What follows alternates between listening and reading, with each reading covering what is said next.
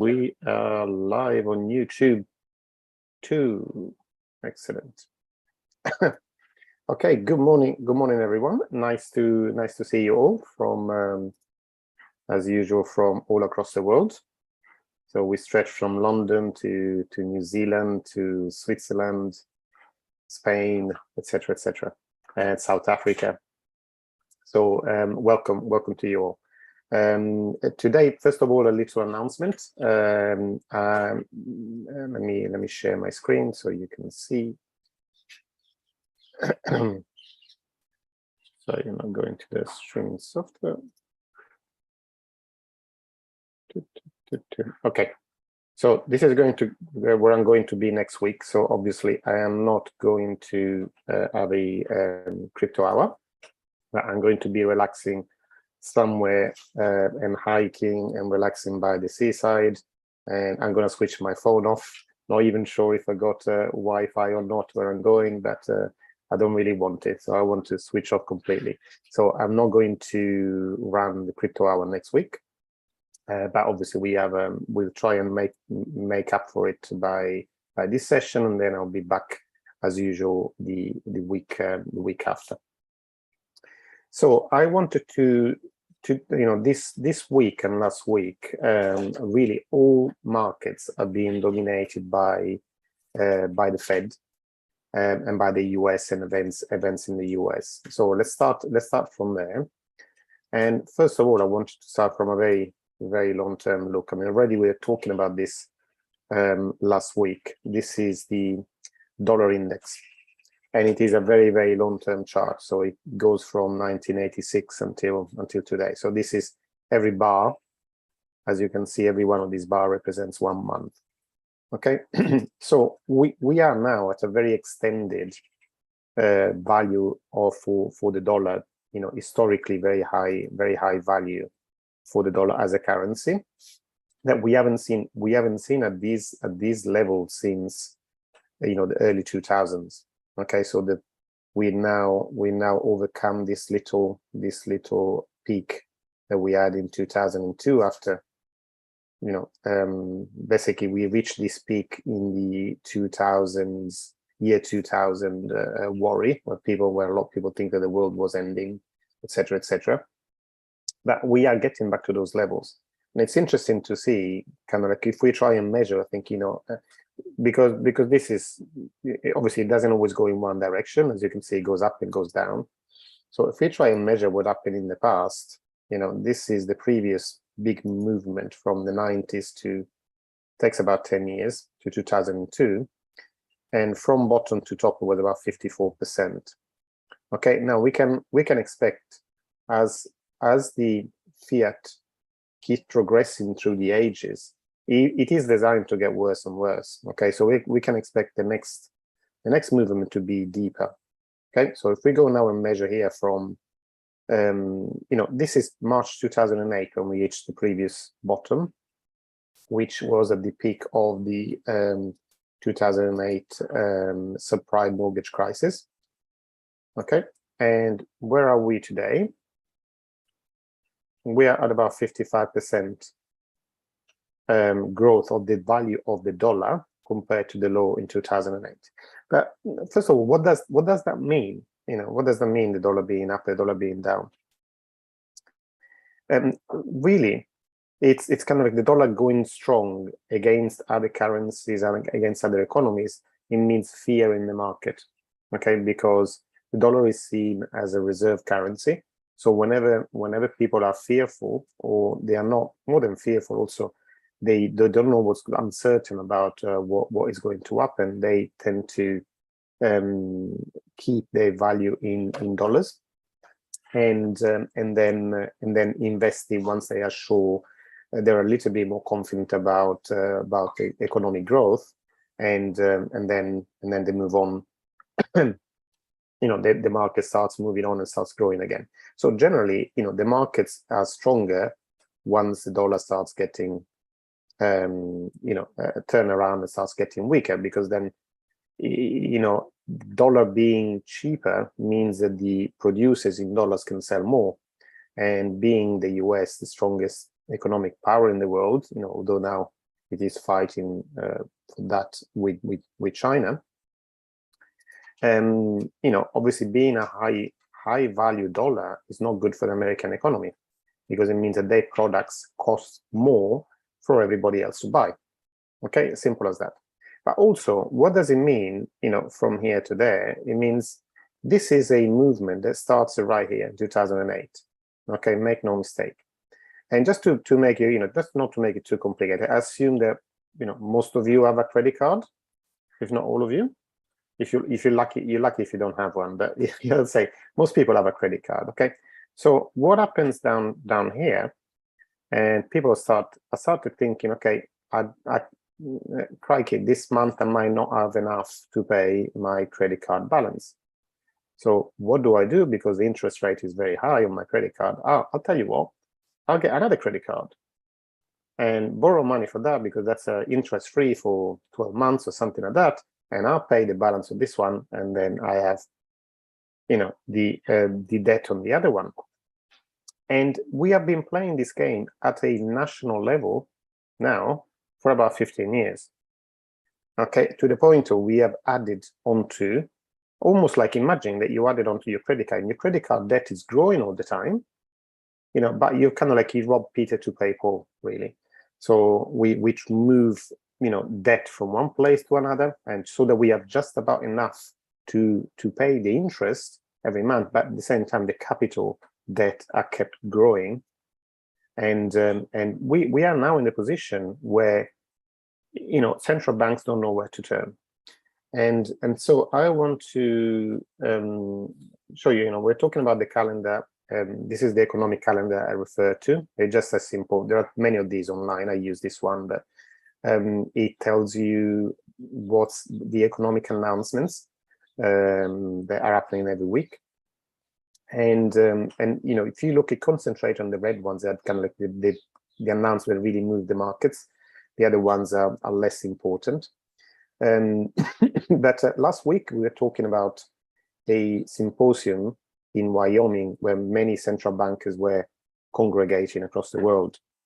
Now, the fallback from that symposium is that they were talking about more pain to come, because everybody agreed that we need to fight inflation as the main focus of central banks. So to fight inflation, that means rising interest rates, and so increased costs for everybody, both consumers and companies, for borrowing. And as a lot of people are borrowing because they don't have enough to live on, and with the increased cost of energy that goes all across the board, because most of the products that we consume every day are produced using lots of energy. And so this is going to get worse before it gets better.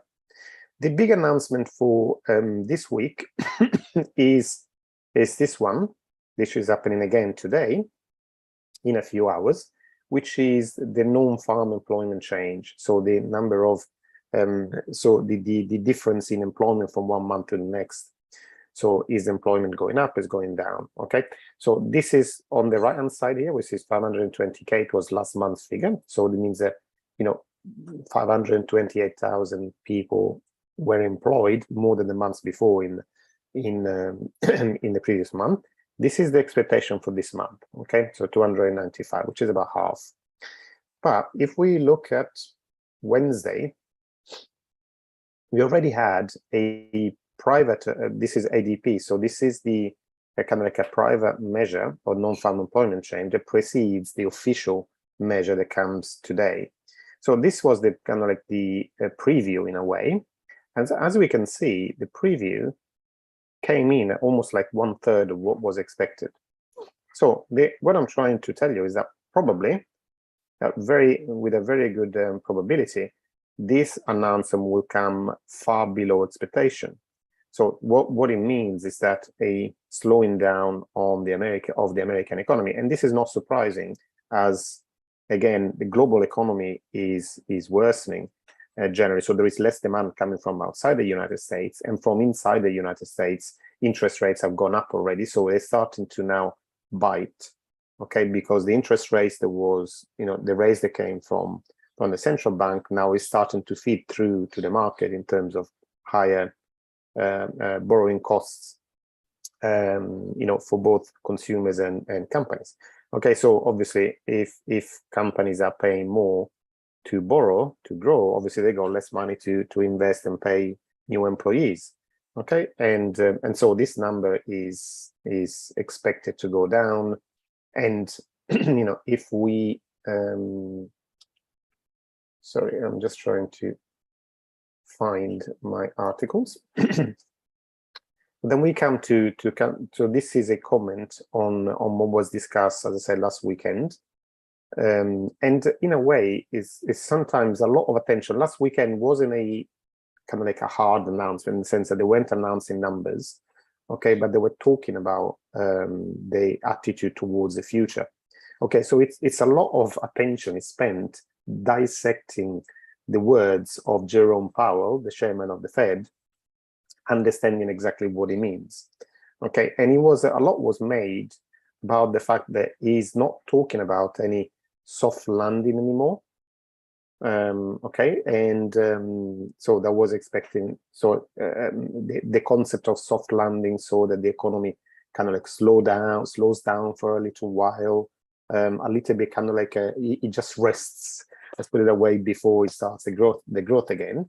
And now they're talking about they're talking about, instead of talking about recession, they are talking about growth recession.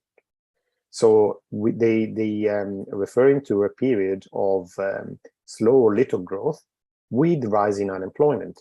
Okay. So what they can they say euphemism to say a softening of the labor market. Now, what that really means to me and you, especially if you're living in the United States, is this. Okay, these are the real data, and saying they need 5 years of unemployment above 5% to contain inflation. So we need 2 years of about 7.5% unemployment, or 5 years of 6% unemployment. So they are talking. This is something that they are planning. They are planning basically to hurt, and 5%. It's talking about 300 million living in the United States people. So we're talking about 15 million unemployed. So big numbers. And the reason is because at the end of the day, you rise the number of the unemployed. So as people are struggling to feed their families and they're looking for jobs, then what happens is that they would be willing to work for less money. Okay, so it's then a incentive for the companies to start offering new positions, and the job market to start growing again. But so really, they're saying, we have made a mess for the past 15 years, and guess what? You're going to pay for it. Okay. So this is as you start to dissecting their words, really is what it is meant, because they got no ways of using a magic wand to make it all better. Okay, so it's just literally we have been living on fumes, and we've been living on kind of like almost like mortgaging our children's future to pay for our standards of living today. Okay, so it's. I don't want to scare you, but we got to be honest here. We got to see things for what they are. And on a similar, as we were looking at this dollar index, and I was telling you, kind of like we are coming closer to those sort of numbers where we had a reversal before. So we are now already gone deeper than we did from the 90s to the early 2000s. Possibly, I wouldn't be surprised if this went up to about 60% from the bottom. So, this is where we are right now. Okay, we're at 54%. This is what 60% will mean.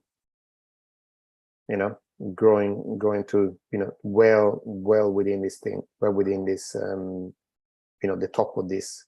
If we were to go all the way, sorry, let me just do it again. If we were to go all the way up to the previous peak, we'd be talking almost about 70%. And as a generally as a traders, traders would, if they were to put kind of like a, let's say a limit order to at a point where they would think it would be very hard to lose, they would put it around here.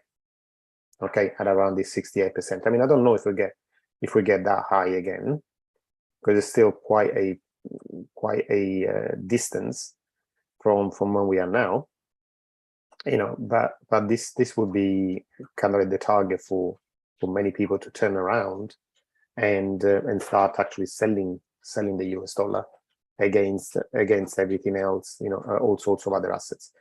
Luca, what are you measuring the dollar against there? And this is the dollar index. This is measured against a basket of other currencies. So you can check it. You can check it, guys. I mean, if you if you there say dollar index, you can go and have a look at how it is.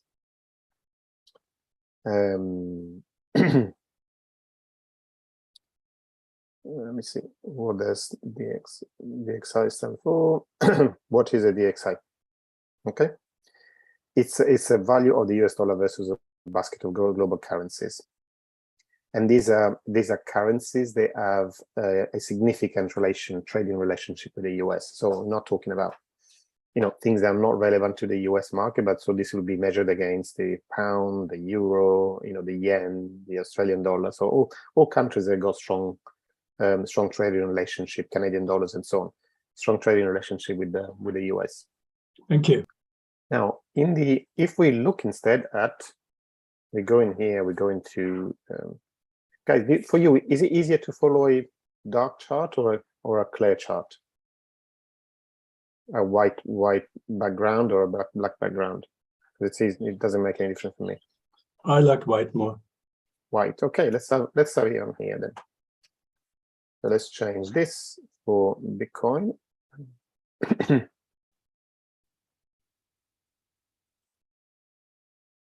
Okay. So this is, let's go into a daily chart. Okay. So this is slightly different way of looking at things. Is that generally in Bitcoin cycles. So, and this is obviously Bitcoin has got a short history. Okay, so only 13 years of history so far. But if we look, this is the previous the all-time high. Okay, that was reached in November 2021.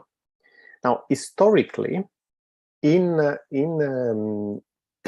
Bitcoin's bear markets, the bottom of the market is reached around 1 year after the all-time high is posted.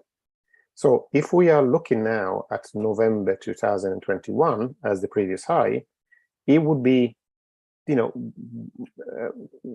of like if we transpose and think what happened in the past were to happen again, then we'll be looking about a couple of months away before Bitcoin reaches the bottom, of this cycle and start growing again. Because as we hear all the bad news, generally, the markets start turning around once everybody agrees that things are shit. Okay, excuse my French. So when everybody and in the news, all you read is doom and gloom, that is the moment when markets start turning around and start going up. Okay, and we are getting close to that point. So the outlook is not good. The general economic outlook is getting worse. But then the markets are generally front leading the news. So what they are interested in is that when, at the end of the day, just think about it, the markets are made by people who invest money. So the only thing you care about if you have got money to invest is, can I employ my money and actually after X number of months or years, can I have more than what I started with?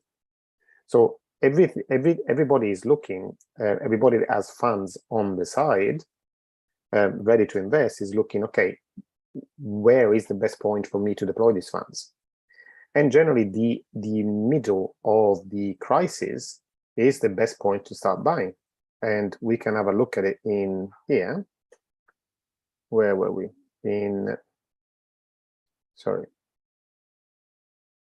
March 2020. If you can see here, So this is the point where everybody was panicking about the pandemic. Okay. So what happened? What happened then? Then we can see that the market started going up, and this was the best opportunity to buy for years. Okay. So the market had gone up, and then the pandemic happened. So everybody panicked, and Bitcoin went all the way down to about 3,000, 3,500, 4,000, and then if you bought it down here, you would have been at any stage, even now, you will be happy. If you bought a 4,000, even a 20,000, you'd be pretty happy. But then probably you would have sold some of your stash when it came to about 50, 60. When you are 10x your investment. So this was where everybody was panicking and thinking, gosh, are we all gonna die? Or I'm not, my job, my company is closing down. I don't have a job. I don't have an income. What happens? And this is where people started buying. So this is where you got to realize it's the same thing now. Depending on what question do you ask yourself now? Is the right question is, will Bitcoin keep going down? Or what is the best point for me to start buying Bitcoin? So if you're in this market, it's not so much, you're not a spectator. If you're an investor, you're a player. Okay. If you're not an investor and you're just a spectator and you just look at things, this is just entertainment. Okay. But if you're an investor at the moment, the smart thing to do is to have your funds ready. Okay, because I think that what we probably will see in the next couple of months, we will see a bottom, and then probably that would be the best buying point for many years to come. Okay, so this is what I wanted to, because nobody can say exactly, where the bottom will be, but we can see trends, and we can see that the trends, obviously here you can see the price went down. If we were to draw on here, we can see this to begin with is very, very rapid, very fast. And then if we were to use an average, you can see this slowing down. Okay, so we are getting to the point near the apex where this curve, because this is, I mean, unless you think that Bitcoin is going to go to zero because you don't believe in crypto, then this is just a cycle, and the cycle will reach a bottom, and then we'll start growing again. So you can see here, without needing any indicators, you can use all the indicators you like. You can make it as complicated as you want, but I like looking at the clean charts and drawing your own conclusions. We can see here that the impetus, the momentum of the downwards movement is definitely slowing down. Okay, and we will reach, possibly, there is always, there is generally always a dash before the markets start turning again, but you can see the momentum is going. Okay, so I do believe that we will be reaching the next few months. It could be in 2 months, it could be in 6 or 7, but I do believe that we are reaching the point where we'll hit the bottom of this cycle, and then we'll start growing again. So I will have my funds. I have my funds ready, and I actually have limit orders in place, just in case the market goes crazy and it starts going to really low levels. So I'm not worried about so much what happens to the funds that I have, but just I'm thinking about what do I do with the ones that I have to employ. Okay, so this is, I think, enough about talking about general economics. Let's talk about a few. And there isn't that much in the crypto world. There isn't that much to report this week. Just unfortunately a few more problems. This is a Babylon Finance is closing down, as is another protocol that got hacked and lost, apart from being hacked and losing money directly, they lost confidence on the market. So a lot of people removed their liquidity, and so there is really there is not enough to go on. So they're closing down the whole protocol. So if, I mean, I don't think you were, but if you were involved in Babylon Finance, then take your funds out of it, because it will be no more. On different things, you might have heard that Michael Saylor has been accused of tax evasion. So Michael Saylor is probably one of the loudest proponents of Bitcoin, and also is the CEO of MicroStrategy, which is a company that's invested billions of the treasury into Bitcoin. And not only that, but they also borrowed money in the markets to buy more Bitcoin.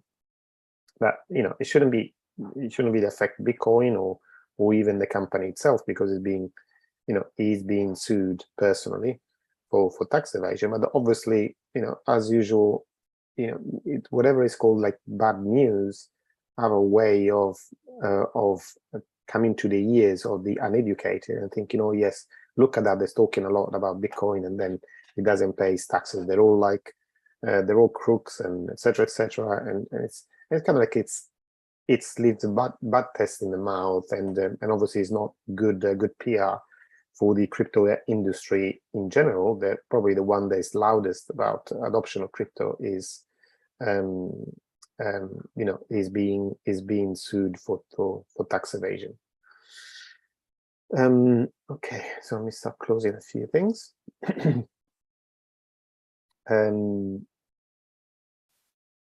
Okay,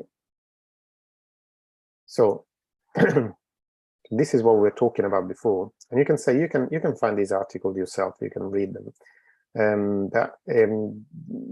This again, as the fear overtakes the markets, everybody flows back into the dollar. So as the dollar hits these new highs, then also the crypto market hits new lows in a way. And this is looking at, this article is talking about in general the whole market cap, not just the Bitcoin, but this is the whole crypto industry. And now we are, it was up to 3 trillion at the top of the market last year, and now we are below 1 trillion in whole market cap for the whole market. Okay, so we are, the sentiment as well in crypto following the Federal Reserve tightening is gone down as well. So this is a measure of the sentiment, and from the 15th of August again is gone down. So as the prices in crypto. And these are some of the, you can see some of the tokens that have gone down, from Helios, Arweave, Avalanche, EOS. So we a lot of them have got like double digit drops. It doesn't mean that they become bad projects overnight. It's simply fear, and so the market is going back down. Okay, so keep closing a couple. This talking about Celsius, that is planning to return some of the customer funds. Now, I mean, just forget this number. What they are seem to be doing, they were doing, part of the business was a custody service. So people that wanted to keep their assets safe, and they are arguing in the bankruptcy court that those are not really their funds. They belong to somebody else, and they were entrusted to them for custody. So they are planning to return those back, but they're not to every customer, just for the customers that were using, which is about 58,000, and the customers that were using their custody service. Okay, so if you had funds in Celsius, they're not giving money back to you. Okay, so I'm sorry to say that. On other news, this is something you should pay attention to. Okay, so that means that now a lot of Ethereum is being moving back to exchanges. So why do you do that? Is because you want to sell it. Okay, that's the only reason why moving from funds from your cold wallet to exchanges is because you get ready to sell. And this is because you always say that you kind of like you buy the news, you know, and so just the rumor, you buy the rumor and then sell the news. So Ethereum this month, it is thought to happen between the 10th and 20th of September, but is finally, looks like it's finally going through the merge. So we're moving from proof of work to proof of stake. Okay, so it's something that's been on the cards for years and years and years. I mean, they've been talking about this since 2018, really. But it's definitely going. It looks like it's going through in the next 2 or 3 weeks. And what it looks like generally, what happens in these cases is that prices start going up, before this happens, and then there will be kind of people start selling Ethereum when it actually happens. Okay, because they want to take advantage of all this extra liquidity. So I'm not saying that it's bad news overall for Ethereum, because long term is still a very strong project and will grow very fast. Will go very fast long term. But in the short term, generally, what happens is that after the news of this thing that everybody's been waiting for years, when everybody, the retail investor, expects for the tokens to start going to the moon, the opposite happens. Okay, because big holders are being waiting to basically take advantage of this renewed interest from retail investors, sell their tokens and buy them back at a lower price. Okay, so they can play this game and they will do it simply because they can. And this is what it do.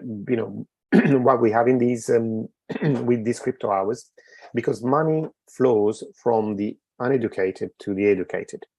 Okay, so what I'm trying to do here is to bring you to the educated part, so you understand what's going on, and then you can make you can take make your decisions.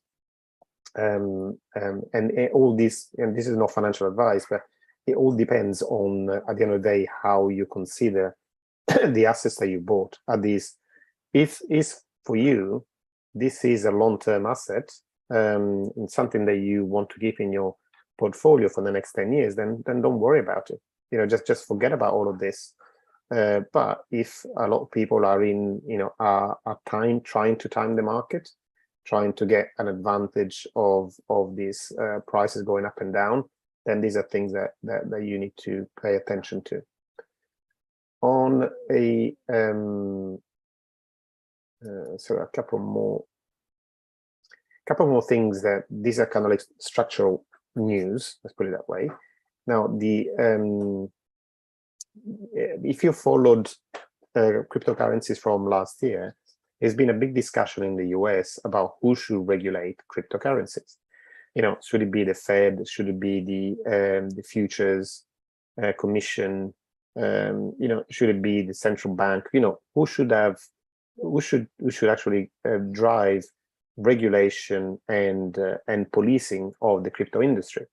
And it's been kind of like originally kind of the Fed was trying to gain this power for itself, but it looks like now that the Commodities Futures Trading Commission seems to be the authority that would look after the crypto industry, which is good news actually for the crypto industry itself, because it's a market authority. Okay, so they respond less to political interference, and they care more about the markets working smoothly and people not cheating the markets. So this is the authority that looks after the whole commodities trading in the US, oil, gold, and all other commodities.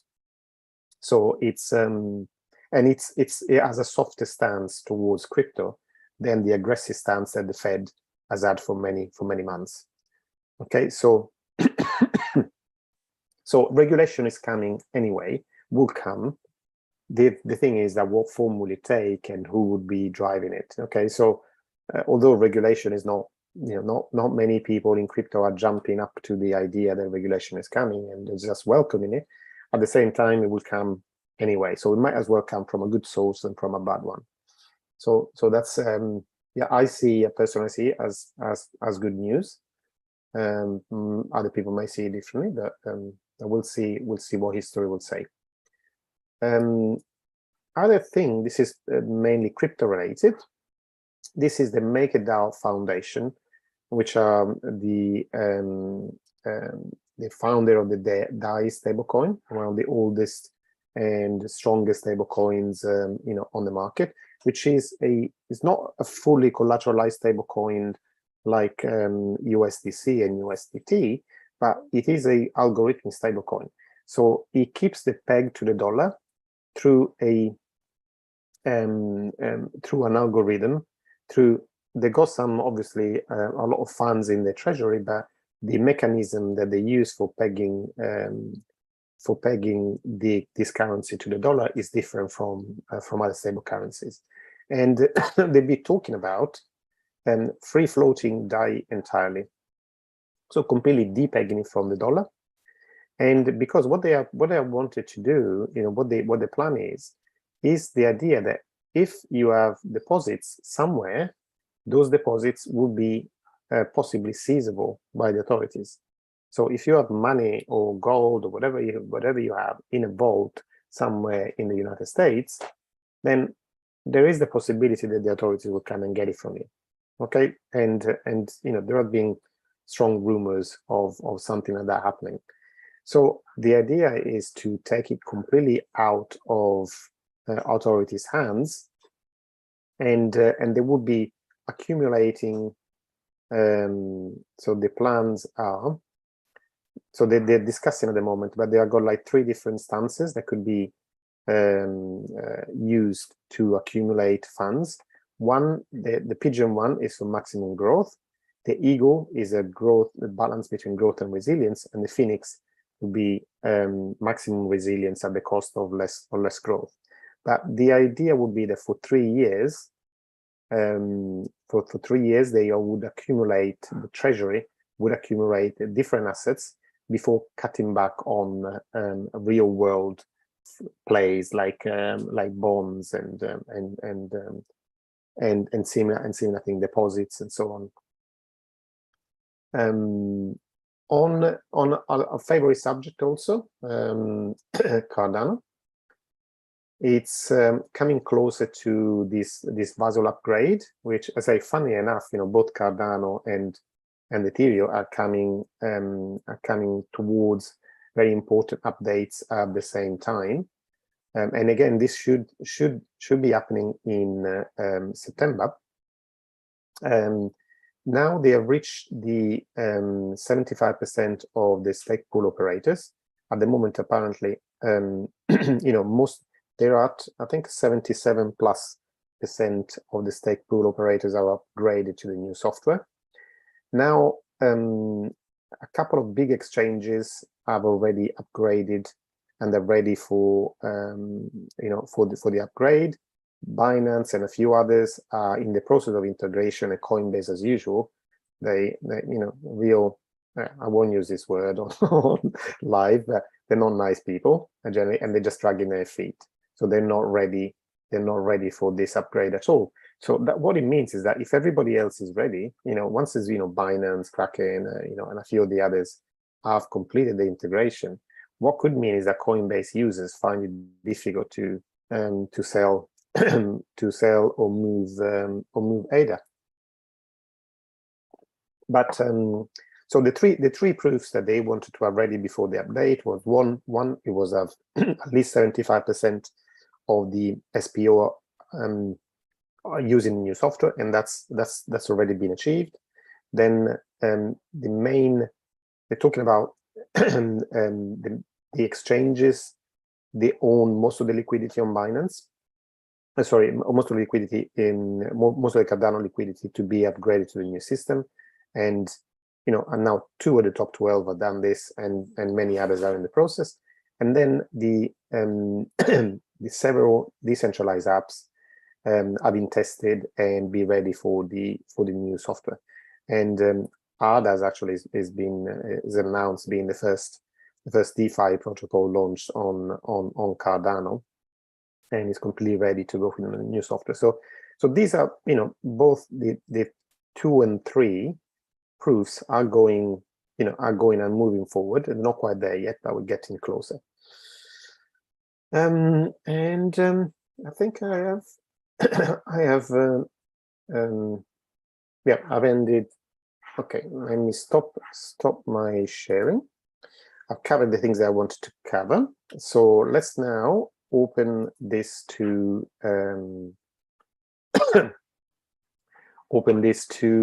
questions. And Eric, you always wanted to go to Cinque Terre.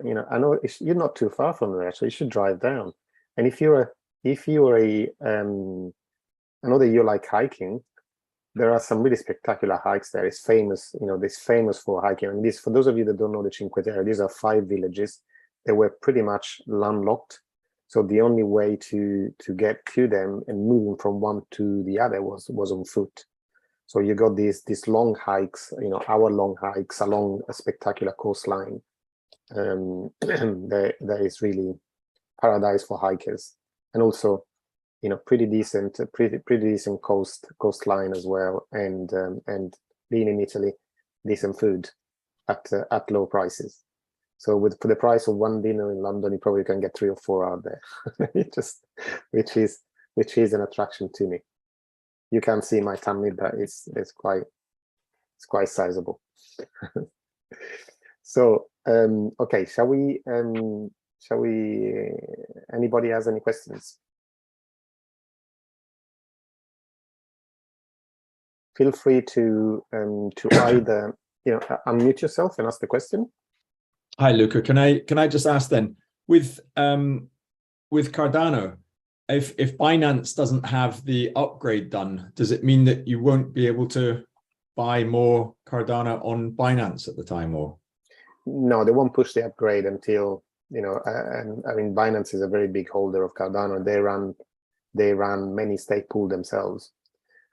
So they won't push the the new software until Binance is on board, and many of the other big exchanges are as well.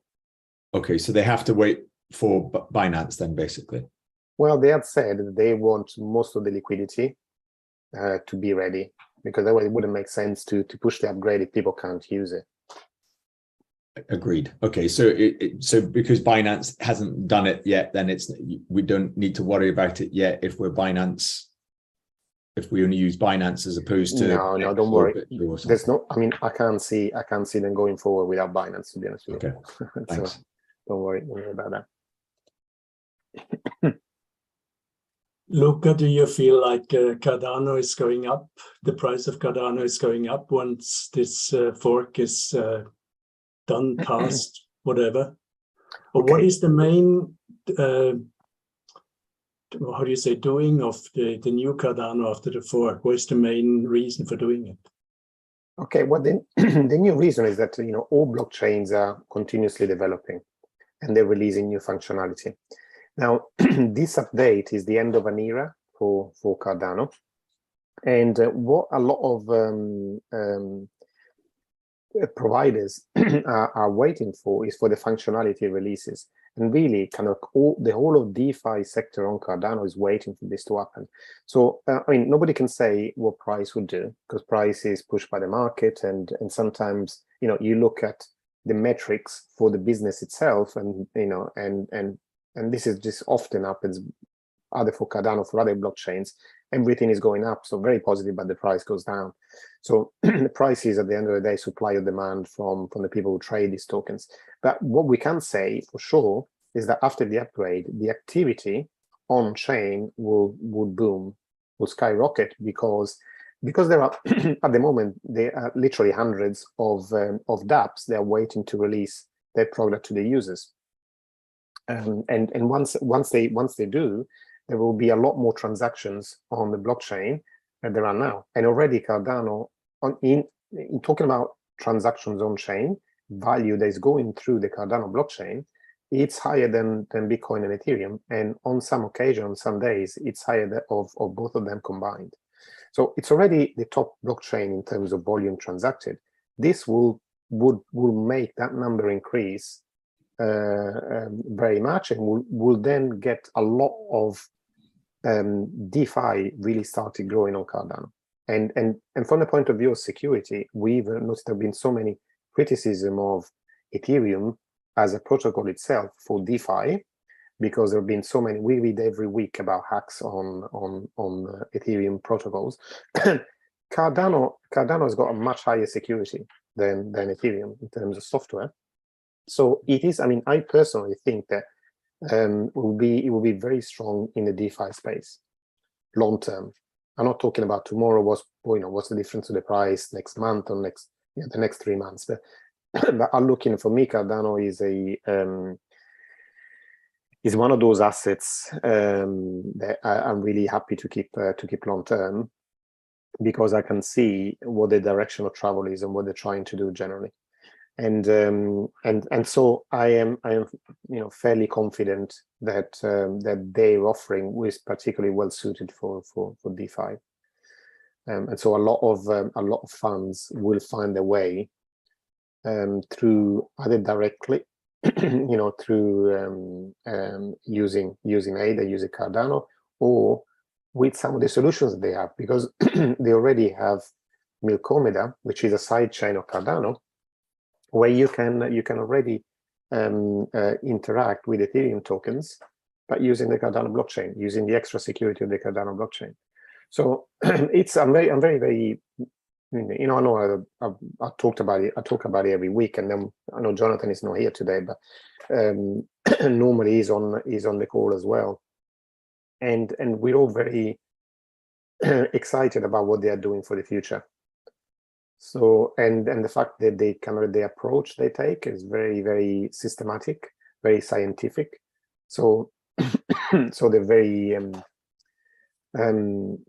it's the place for me. It's the place to be in the next few years. Okay, I can't say anything about price though. Price does what price does. Okay. Any other questions?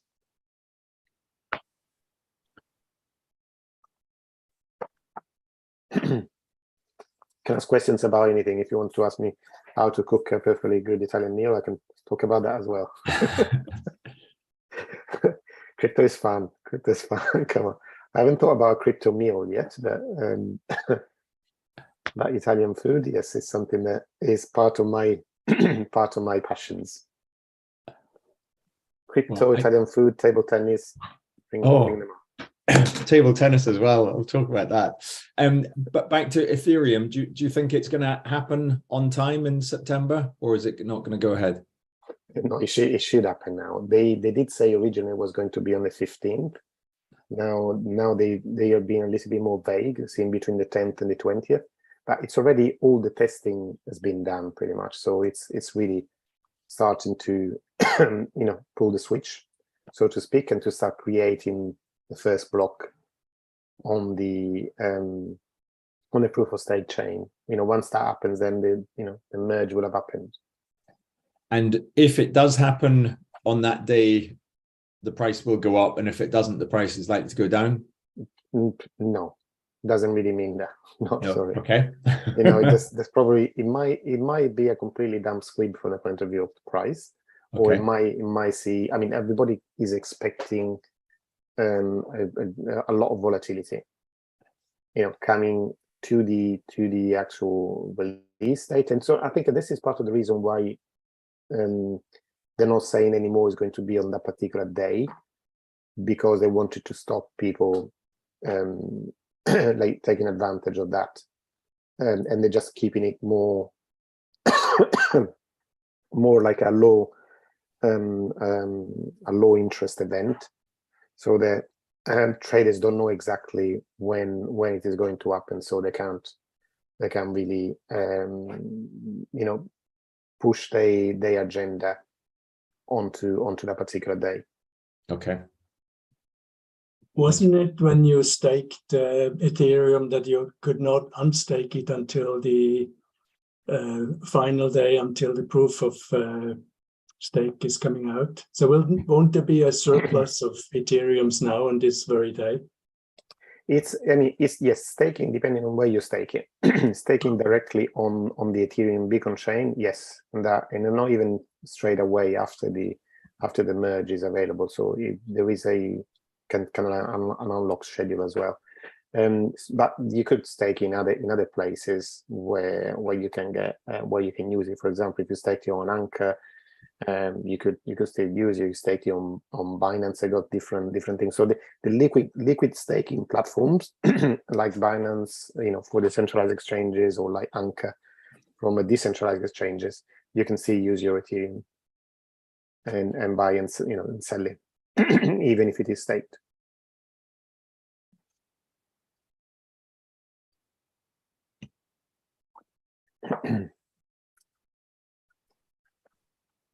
Okay, let me just double check. Let me double check as well on YouTube to see if there are any questions on the stream. No, okay, we are fine. Okay, any more questions, guys? Come on, don't talk all at once. I just have an admin question about Sure. you have a link to the YouTube streaming, because I struggle for some reason to get on through the Genius U link. Mm-hmm. Takes me ages, and I usually have to refresh and go through different browsers. I just wondered if the YouTube streaming link is a stable link. Like, does it stay the same every week? Can I subscribe? It's not the same. No, it changes every week, obviously, because it gives a different link. But you can subscribe to the channel, and then you can see on the channel. Also, I post the link on previously on the Modern Day Investor Facebook page. So if you have trouble with the Zoom, you can go through that. Okay, thank you. Okay, no problem. Luca, just one last thing. Have you heard any more about BlackRock and their possible involvement in crypto? Just because of the size of what they might do, then it could be significant for the whole market. I mean, BlackRock is an investment company, so they are looking to invest in wherever they can make money. I mean, there have been some.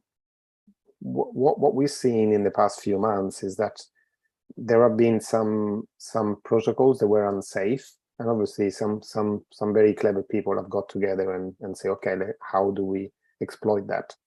And there have been many exploits, not just the Luna one, but there have been many more. And it's in a way, if you know what you are doing, can have been easy pickings. But long term, I mean, let's say if somebody wanted to crush it from the inside, it wouldn't make sense, because you would need to have those tokens first and then see them losing value. For me, kind of like what all these big investment groups are doing, investment funds, they are looking to use the system to their advantage at best. So the best way for them to do it is to, drive the market down and then buy when it's down. But from the point of view of technology, I don't think there's any doubt that the technology is taking hold. And in a way, and I don't. Sometimes when you are involved in a technology like this, you're kind of losing track of the big picture. And this is kind of like, just think about it in this way, okay? In the Middle Ages, the information was held by the church, and they decided what was to be printed and how people access that information. Then there was the invention of the printing press, when lots of books, they couldn't stop, the books were made available to the general public. But even then, the authorities could actually confiscate the books, they could burn them, could limit the access to information. Now we're in the point where, with the internet, now information is open, freely available to everybody, and nobody can control it. Now the last thing that is left, the last piece of the puzzle, is money. Okay, so the money is still something that is being kept under the control of the authorities, of the banking system, And what Bitcoin has managed to do in such a, a short period of time is managed to create an alternative for that people can use to exchange value without having somebody that's controlling what they do, and it's writing the rules on how to do this, simply by allowing transactions from peer to peer. Now, is this the final form that will take? Probably not, because there is there is a very good place for example, for the banking system, because not all transactions can happen on Bitcoin, for example, because the blockchain is not built for that kind of mass use and speed. But what we probably see in the next 10, 15, 20 years, we're going to see a slow demise of, first of all, the fiat monetary system, and the replacement of that with something that is based on Bitcoin as a standard. So that means like the monetary system in the last century was built on gold, as a store of value that central banks kept, and then transactions were backed by the gold stored in the vaults.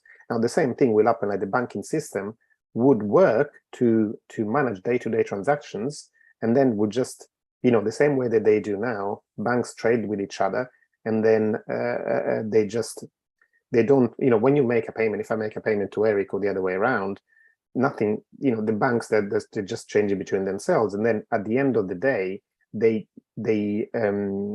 sum up all the transactions together, and then they just adjust their ledger, the general ledger. Okay, understood. so what would bank? Wait a second, Jeff. What then the banking system will do? They will manage day-to-day transaction, and then doing the settling on Bitcoin. So having that as the base of the new monetary system, because it's infinitely stronger and easier to manage than a physical assets like gold, which is seizable, because it's a physical asset. It's seizable where Bitcoin wouldn't. I was thinking less from a technology perspective, but more just from the size of the funds that they have to manage. If they were going to put a few % of those funds into crypto that hasn't been in it so far, then that could, take it from less than $1 trillion to, it could add by 50%, or, almost double the size of the crypto market, and which just must have a drive up the prices of everything. Yeah, they will do eventually. But for any funds of that size, what they're worried about is liquidity. So if they invest in anything, they want to make sure that they can get their investment out when they want to. At the moment, so for example, at the moment, the only assets where they are confident that could happen are the top 4 or 5 cryptocurrencies. So they're looking at Bitcoin, they look at Ethereum, and maybe some, not a big fund like BlackRock, but some of the smaller ones, some of the hedge funds then are looking at buying BNB, Solana, Cardano, etc., Polkadot. Okay, thanks. Yeah, but the size is not quite there yet to go in mass. Okay.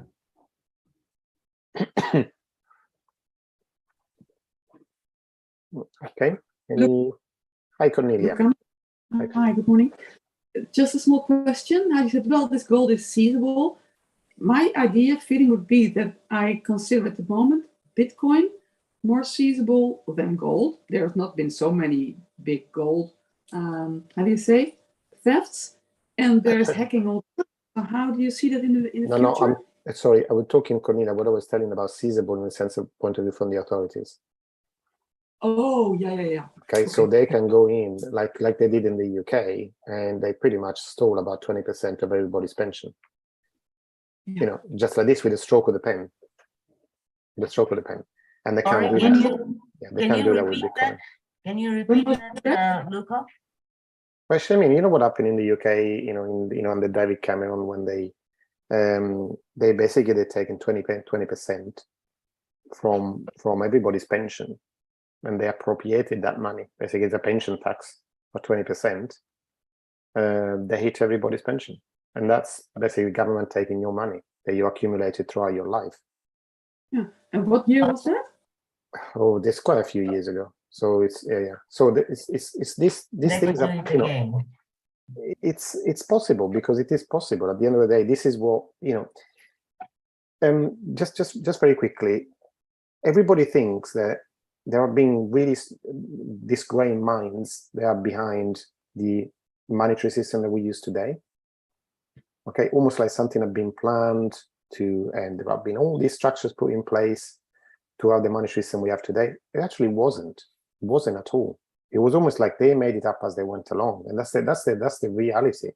The fiat money just came in because they didn't have enough money to fund the First World War effort, and then they started spending money that they didn't have, because this is why the previous, if you look at all the other in history, you look at the 1900, the 1800, you look at the wars that were happening then, they were always quite short and sweet in a way, because they needed it to be financed by gold.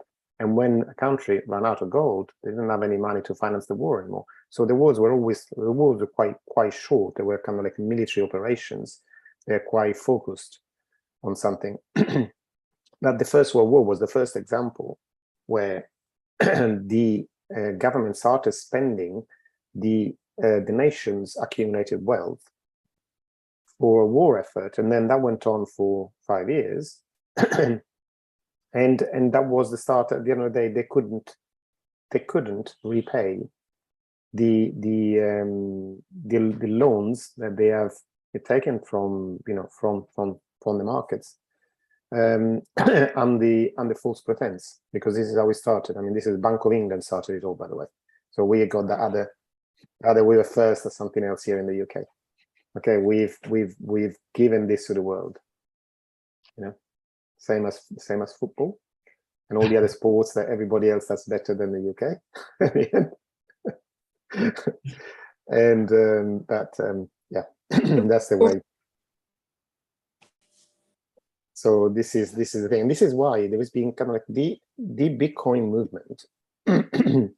It starts from an anarchist movement. So it was like a political movement rather than a monetary one. And this is the monetary idea of creating Bitcoin. It's just like one tendril of that organization in a way. So the idea was to create a world where the state becomes smaller, not bigger. Because, thank you, Archie, because the, when you think about it, look back in history when, most of the European and American republics were formed, the state was a lot smaller then. And then what happens? And we see recently with the Fed and their attitude towards crypto, when an agency has got power, their whole focus is for their power to get bigger. Can you name me a case where an agency has legislated for their power to become less? So whenever you get new powers going in, whether the reason is terrorism or something else, those powers that are taken away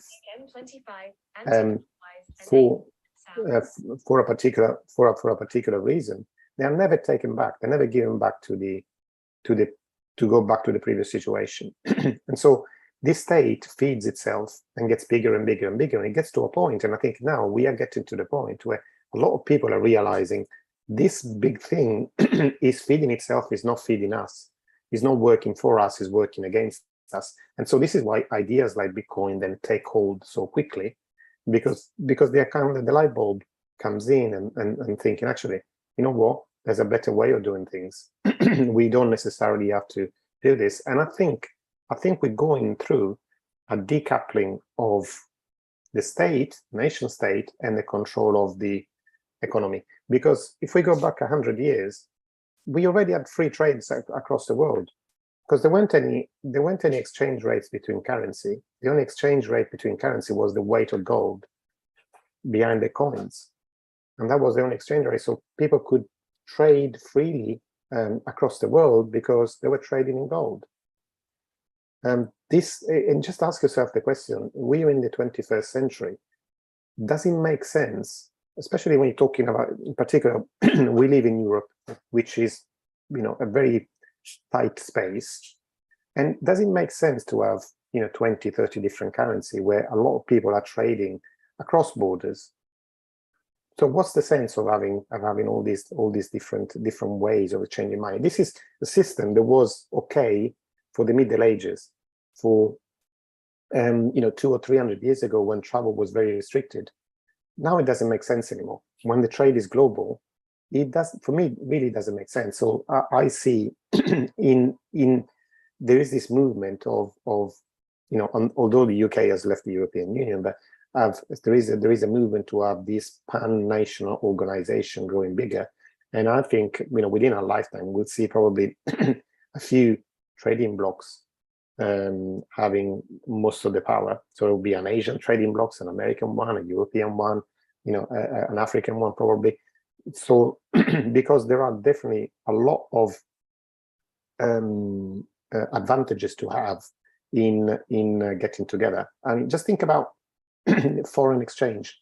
$5 trillion a day being exchanged on the forex market. Now, what's the productivity of all that? Zero, absolutely zero. So it doesn't do anything for you. It doesn't grow more vegetables.